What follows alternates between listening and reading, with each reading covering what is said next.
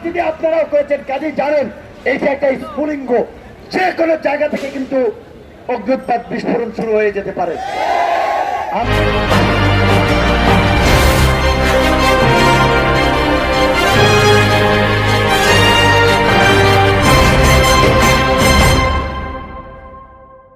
দিবেন না, ছাত্র রাজনীতি আপনারাও করেছেন, কাজেই জানেন এই যে একটা স্ফুলিঙ্গ যে কোনো জায়গা থেকে কিন্তু অগ্নুৎপাত বিস্ফোরণ শুরু হয়ে যেতে পারে।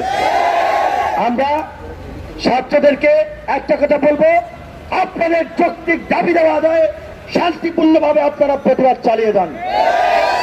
এদেশের জনগণকে বলবো, ছাত্রদের পাশে আমাদেরকে দাঁড়াতে হবে। এই ছাত্ররাই পথ দেখেছে, এটা ইতিহাস এই বাংলাদেশের। ছাত্ররাই ভাষা আন্দোলন সফল করেছে, মুক্তিযুদ্ধ করেছে, 90 স্বৈরাচার হটিয়েছে।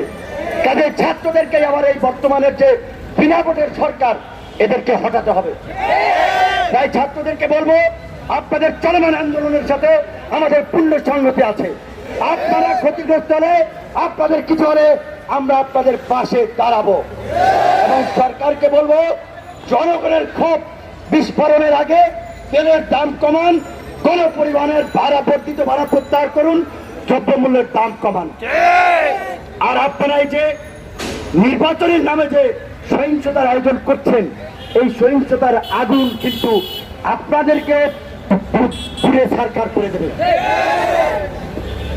সরকার দীর্ঘদিন ধরে বিনা ভোটে অনির্বাচিত ভাবে ক্ষমতায় থেকে ধরাকে সরা জ্ঞান মনে করছে, কারো কথা তোয়াক্কা করছে না। আইন আদালত তো মানছি না, ওটা তো তারা খুদে উড়িয়ে দিচ্ছে।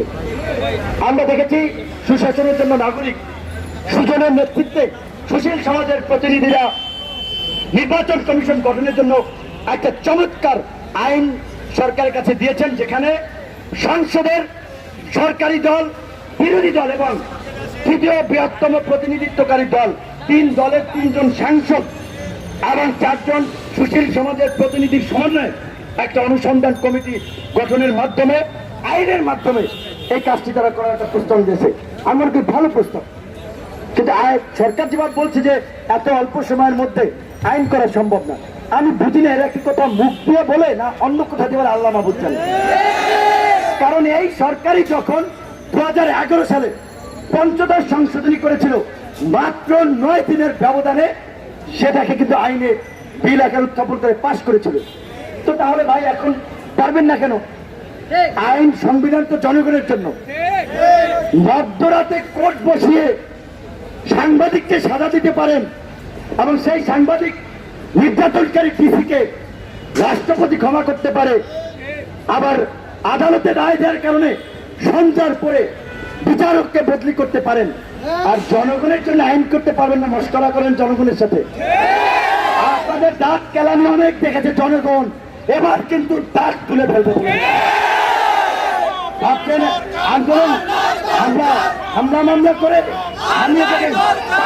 পারবেন না। আমরা মৃত্যুকে আলিঙ্গন করার জন্যই রাজপথে এসেছি।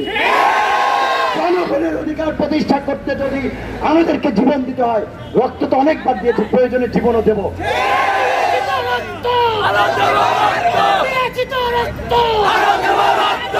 সর্বশেষ প্রশাসনের ভাই বোনদের উদ্দেশ্যে একটা কথা বলতে চাই, আপনারা তো এই দেশের জনগণেরই ভাই বোন, আত্মীয় স্বজন। আজকে দেশকে একটা চরম সংকটের মধ্যে আছে, দেশের মানুষকে একটা দুঃসহ যন্ত্রণার মধ্যে আছে, এটা কিন্তু আপনারাও অনুভব করেন। কাজে আগামীতে একটা সুষ্ঠু নিরপেক্ষ নির্বাচনের জন্য, গণতন্ত্র ফিরিয়ে আনার জন্য আপনাদেরকে জনগণের পাশে দাঁড়াতে হবে। বিশেষ করে বিচার বিভাগ, 3 বাহিনী, পুলিশ বাহিনীকে আমরা জনগণের পক্ষে ভূমিকা পালন করার জন্য বিনীত অনুরোধ জানাবো। আপনারা বাংলাদেশকে মিয়ানমারের মতো গৃহযুদ্ধের দিকে ঠেলে দেবেন না, কেউ সেফ থাকবেন না, কারণ ইস্তার হবে না যদি এই দেশে একটা অশান্তি লেগে যায়। সরকার কিন্তু সেই অশান্তির দিকে নিয়ে যাচ্ছে, বিরোধী দলের ভিন্ন মতের মানুষকে গুম করছে, খুন করছে, মামলা দিয়ে জেলে রাখছে, রাস্তায় দাঁড়াতে দিচ্ছে না। এরাও তো রাখতে করা মানুষের মানুষ, তাদের একটা সহ্য ক্ষমতা আছে। কাজেই তারা কিন্তু বাঁচার জন্য হলেও সর্বোচ্চ শক্তি দিয়ে লড়াই কিন্তু করবে সামনে। তাই প্রশাসনের ভাই বোনদের প্রতি সবই অনুরোধ করব, এই মাফিয়াদেরকে তো 12টা বছর সাপোর্ট দিয়েছেন, এরা যদি জনগণের জন্য কাজ করতে পারতো, দেশকে যদি মাহাতির মোহাম্মদের মতো মালয়েশিয়ার জায়গায় নিয়ে যেতে পারতো, কিংবা অন্যান্য দেশের মতো জায়গায় নিয়ে যেতে পারতো, সাপোর্ট আমরাও দিতাম। কিন্তু এরা তো পারে নাই।